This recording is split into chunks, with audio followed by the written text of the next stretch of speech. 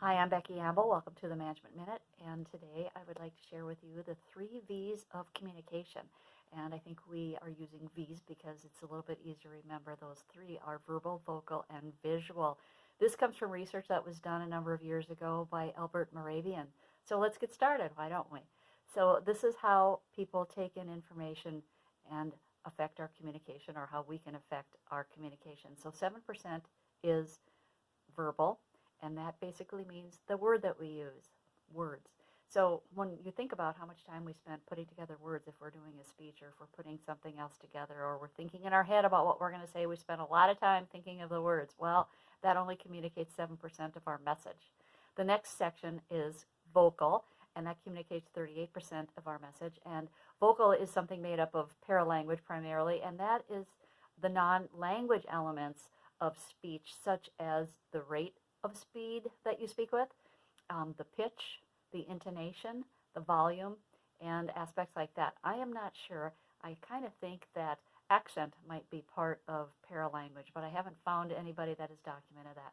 So one example is that if you're excited, maybe your rate of speed would be faster, or maybe not, depending on your personality, and also that you might speak slower when you're trying to be calm, or when you're very thoughtful and putting your ideas together. So rate of speech, I think, is a pretty common one. And then the volume, of course, and if we have some modulation in any of that, it can be part of how we communicate our vocal. So the last part that makes up the biggest part of how people see our communication, how they take it in, is 55%, and that is called visual, or as we would typically call it, the nonverbals. So that includes things like movement. If you move your arms, your legs, make gestures, and so on. And I think in another video I talked about controlling your gestures, and that is when you're in particular doing visual communication. So the other thing is that typically people respond more positively to people that use some hand gestures. So just keep that in the back of your mind. If it's something and you don't use any, it might be something you'd want to practice and cultivate. Posture also is a nonverbal communication. So think about, again, as we talked about in another video, how your posture communicates something. Be professional, be straight shoulders, straight and back, and head upright. Sit like you're paying attention if you're sitting, and stand where you're paying attention. And eye contact as well. Another thing is space, or something called proxemics. So that's how close you stand to people, obviously. A little different when you're on a video. However, in real time, in live situations, think about the proxemics and how close you stand to somebody.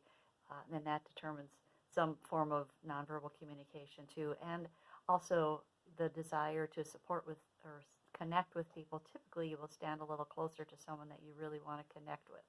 And then there is the whole thing about personal space, which I'm not going to get into. That's a whole nother ball game. Facial expressions, using your eyebrows, your mouth, your eyes, facial muscles to convey different things. That's another part of how you would communicate emotion and information. So someone might raise their eyebrows and open their eyes if they feel surprised.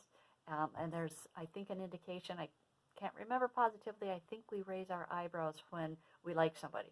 So there's more you can research, obviously. And as I mentioned briefly, eye contact.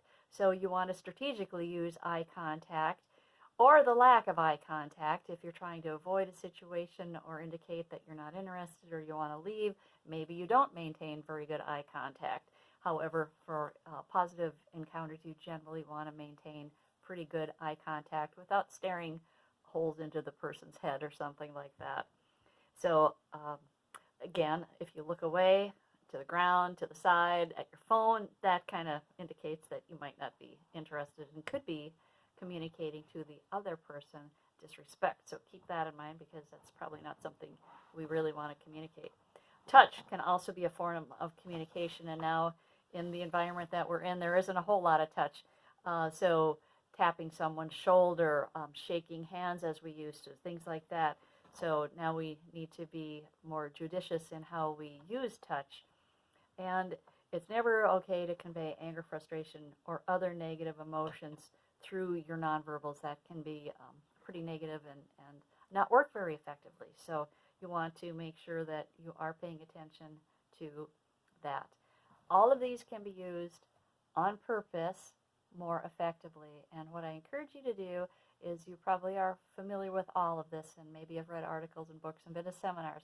And I think the thing for all of us is to be intentional and make sure as much as we can that we're conveying the nonverbal messages consistent with what we are trying to communicate.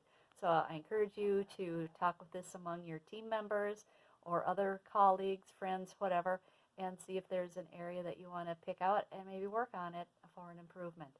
Thanks.